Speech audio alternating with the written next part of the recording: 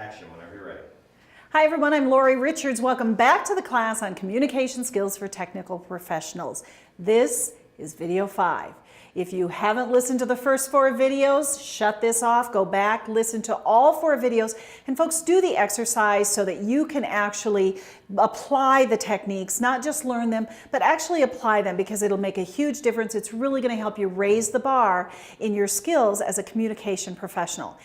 In this video, you are going to learn how to answer questions, how to work through meetings as the technical professional. Because one of the biggest parts of your role is to be able to answer questions. So how do you answer questions without getting too deep into the weeds? How do you answer questions and make sure that you're helping the people who are listening do what is your job to do, which is help them make their next best decision?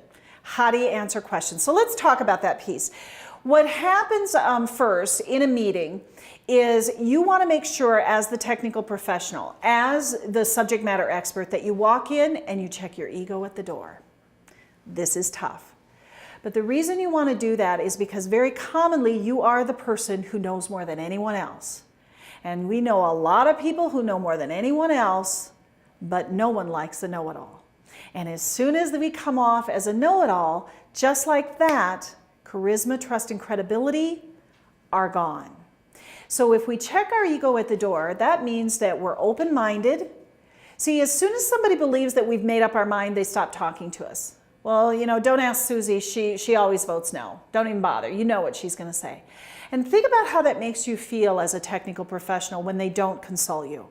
A lot of times, very commonly in our careers, when they stop asking us, we just throw our hands in the air like a victim and say, well, they didn't ask me. Well, they asked me and I told them, but they didn't do what I said. And that doesn't bode well for us, because now they stop coming to us. Now they stop asking us. Now they stop including us. And our charisma, trust, and credibility is gone.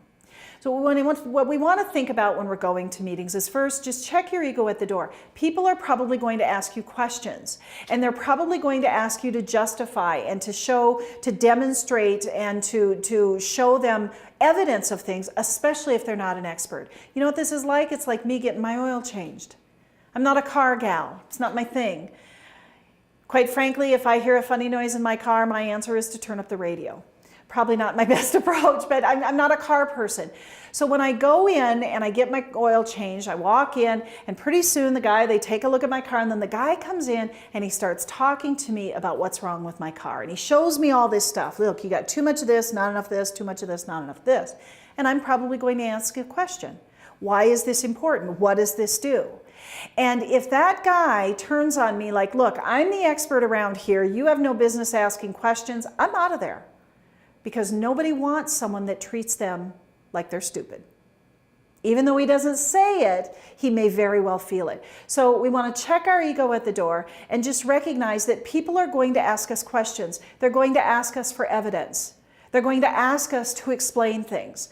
And if we're willing to put our ego, set our ego, check it at the door, what you'll find is that you'll be more open, and it'll be more of an educational process, and you'll be focused on your outcome more so than anything. One of the biggest challenges that we have when we get questions is, how do I answer a question that's this big in only this amount of time? How do I know what to share with them? So here's a formula for you. It's in your handout. Make sure that you're following along. Here's what you want to do. The first thing you want to do when someone asks you a question is you want to simply acknowledge the question. Now make sure you're acknowledging what they really want to know. So for instance, if they ask you, why should we choose this program? A good acknowledgement, an easy acknowledgement is, that's a good question. Now please don't all shut this off and go to every meeting, and every time somebody asks a question, we've got 97 technical professionals saying, that's a good question, that's a good question, that's a question. Don't do that. Instead, come up with some other ways of acknowledging. I'm glad you asked. I expected someone would ask that question. Oh, we get that question a lot. In your shoes, I'd be wondering the same thing. So there are a variety of answers that you can give to just sort of acknowledge the question. I'm really glad you asked that. That's a really astute question. That's an interesting way of looking at things, right? Just some sort of a quick statement. Now, the second thing you want to do is you want to, whenever possible, make one point. But there's only one way you can do that. And that is by using one of those EST words. Remember what those are? We talked about them in the last video. The biggest, the smallest, the tallest, the shortest, the fastest, the slowest, the fattest, the skinniest, the first, the last, the most, the least. Those superlatives, it sounds like this. I'm glad you asked. Probably the most important thing to consider is. That's a good question. Probably the first thing we should look at is this. Yep, that's a good question. There are a lot of considerations, but probably the one that we're most concerned about would be this. There are a lot of things going on. Probably the two you'll be most interested in are. So what you're trying to do is get focused into just a couple of just a couple of areas to answer the question. So if you want to make just one point, you use one of those EST words. You can get away with making as many as 3 points, but you have to number them, otherwise you're going to open a can of worms. See, watch what happens. Somebody asks you a question, you say, yeah, that's a good question. Option B costs $2,400. Their obvious next question is going to be, well, how much does option A cost? How much and you don't want to open that can of worms. So, or you say, well, there are a lot of things that we could do. For instance, we could go up. Well, what if we went down? And now that's not what you want. So instead, you focus them by using one of the ESTs. We could do a lot of things. Probably the cheapest way to do it would be option B. There's a lot of ways we could go with this. Probably the fastest route would be up. See, now you've got them focused on what the criteria is. Again, if they wonder if that's not the criteria they want, they will tend to correct you. So you give them that. Now, you can get away with 3 points, but you have to use the number, otherwise you're in the same situation. You want to say, well, there are actually 3 options. Well, you could actually do 2 things. And as soon as you use those numbers, now they'll focus in where you need them to. If you don't do that, it sounds like this. Well, we could go up or down or around or left or right or through or over or under. And it's just too much stuff. It's not helping them make their next best decision. So give them that EST. So the first thing is you're going to acknowledge the question. We get that question a lot. Probably the most important thing to remember is, and you've given them the EST. Now the third step, this is a 4-step process, the third step is to support whatever it is you said. So it sounds like this. We have a lot of options. Probably the fastest option would be option B. For example, if we choose option B, we'll probably see results by the end of December. Should we go with option A, you're probably looking at June of next year, and option C, it could be 2-3 years down the line before we see anything. You see how that works? So you give them the bottom line up front. Good question, here's the bottom line. The most important, the fastest, the cheapest, whatever it is, you give them up front. And then that third step is to give them an example. For something like this, you'll get this question. You're all going to get it. You're all going to ask this. You're going to get this very same question. Every single one of you at some point is going to get this question. Your manager that paid for you to go through this class is going to say to you, so what'd you think of the online course? What you don't want to say is it was good, because it doesn't help your charisma, trust, and credibility. But watch what happens when you use the formula. You look right at them and you say, I knew someone was going to ask me that. I'm so glad you asked. Whatever, you tell them that. And then you say, the most important thing I learned was. And then tell them the most important thing you learned, no matter what it was. Tell them the most important thing you learned. And then give a for example. The most important thing I learned was that I really need to pay attention to who my audience is. For example, if I'm using terms that they don't understand, I'm not really communicating. Now, what just happened to your charisma, trust, and credibility? Went straight up, didn't it? Simply because you focus them on the most important, as opposed to, well, I learned about audience, I learned about outcome, and I learned about body language, and I learned about, no, it's too much, and it doesn't help them make their next best decision.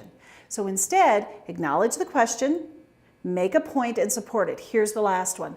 The last one is make a reference to the future. This is a piece that a lot of us forget.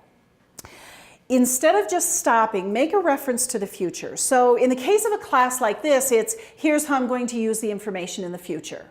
Here's how I'll use it next time. All right. But for anything else, it might be something like this. That's a really good question. Option B, the fastest option is going to be option B. For example, if you go with A, it's going to take 2 years. If you go with B, it'll only take till December. And if you go with C, it could take 3 or 4 years.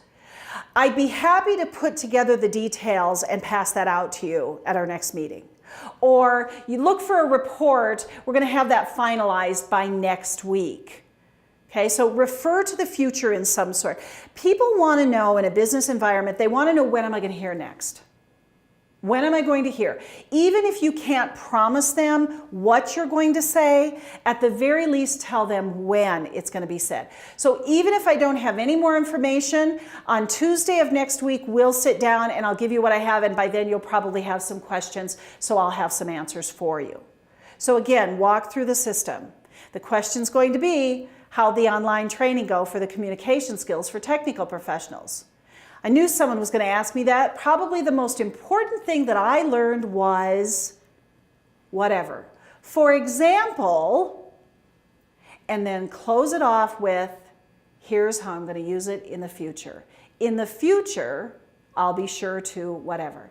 I'm glad you asked. Probably the most important thing I learned is I got to be focusing on outcome, not just talking. For example, I don't have to share everything I know, just what they need to hear in order to make their next best decision.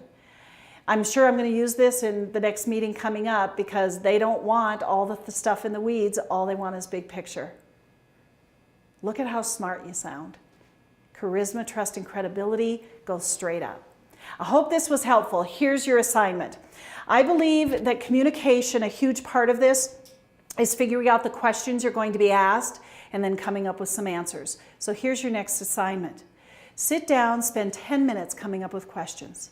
Questions that anyone and everyone could possibly ask you. And then take a look, and you want to brainstorm your questions in 3 ways. 1, the questions you expect to get. I know they're going to ask me this. 2nd, the questions you hope that you get. Oh, I hope they ask me this. And 3rd, the questions you hope not to get. And I hope you don't, but I'm afraid you might. So once you've brainstormed those questions, come up with some answers. That formula, folks, type it up, laminate it, put it in your back pocket. It is worth its weight in gold. It has served me well for years, whether I've been dealing with media, technical professionals, managers, or any way up and down the area. And the people who come to the seminars, go through media training or any kind of presentation training, it's one of the most important things they take home with them. So learn that formula, start using it. It will become second nature to you, and it will make a difference. If there's anything that we can help you with, folks, make sure that you're downloading the information. Check us out on Live with Lori, because that's where you can ask live questions and get answers to those. It's one of the most powerful programs out there, because you get immediate responses, ask any questions you want, and you learn not only from the questions you have, you learn from the questions of other people who have gone through this course as well. Reach out to us, happy to help you whatever we can do. Have a great day.